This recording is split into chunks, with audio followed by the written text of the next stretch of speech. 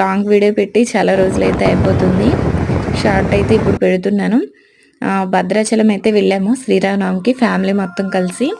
రేపు కళ్యాణం అనంగా మేము ఈరోజైతే వెళ్ళాము. ఎందుకంటే మేము అక్కడ పర్ణశాల ఇవన్నీ చూసుకోవాలి కదా, అందుకని ఒక రోజు ముందు అయితే వెళ్ళాము. మేము వెళ్ళేసరికి 1 అయితే అయిపోతుంది. చాలామంది కూడా అక్కడ చుట్టూ కూడా చెట్లు అయితే ఉన్నాయి కదా, అక్కడ అయితే పట్టాలు అవి తెచ్చుకొని అయితే ఉన్నారు. రేపు కళ్యాణానికి అయితే చాలామంది ఒక రోజు ముందే వచ్చేస్తారు మాకులాగానే. అయితే ఏంటి అంటే ఫస్ట్ మేము భోజనం అయితే చేసేసాము. 1 అయిపోయింది కదా, భోజనం అది చేసేసిన తర్వాత గోదావరిలో స్నానం అయితే చేసాము. స్నానం చేసిన తర్వాత ఇది మెయిన్ గుడి. అసలు ఆ గుడిలోకి వెళ్ళిన తర్వాత అసలు చాలా బాగా అనిపించింది నాకైతే.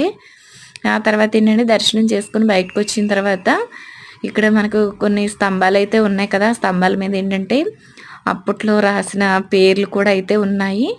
మేము ఇంకా అక్కడ దర్శనం అది చేసేసుకున్న తర్వాత మళ్ళీ బస్ స్టాండ్కి అయితే వచ్చేసాము పర్ణశాల వెళ్ళడానికి.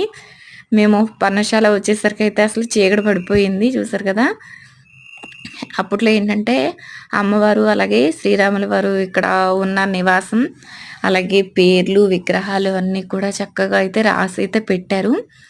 అప్పట్లో రావణాసురుడు అమ్మవారిని తీసుకెళ్ళిన ప్లేస్ కూడా బొమ్మలతో సహా అయితే చక్కగా అయితే పెట్టేసి ఉంచారు. ఇక్కడ చక్కగా పేర్లు కూడా రాశారు. ఇక్కడ పురాణానికి సంబంధించి కూడా ఒక పట్టా మీద తెలుగులో అయితే రాసి పెట్టారు.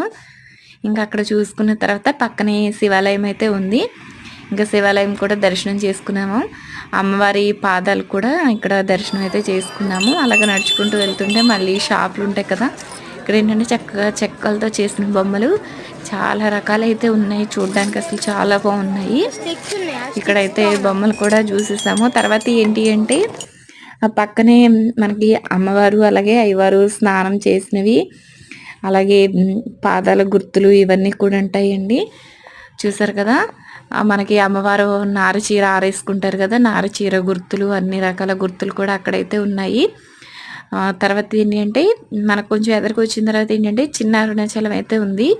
పెద్ద అరుణాచలంలో ఏంటి అంటే మెయిన్గా కట్టింది ఉంటుంది. ఇక్కడ ఏంటంటే సిమెంట్తో అయితే కట్టారు, మోక్ష ద్వారం అంటారు కదా.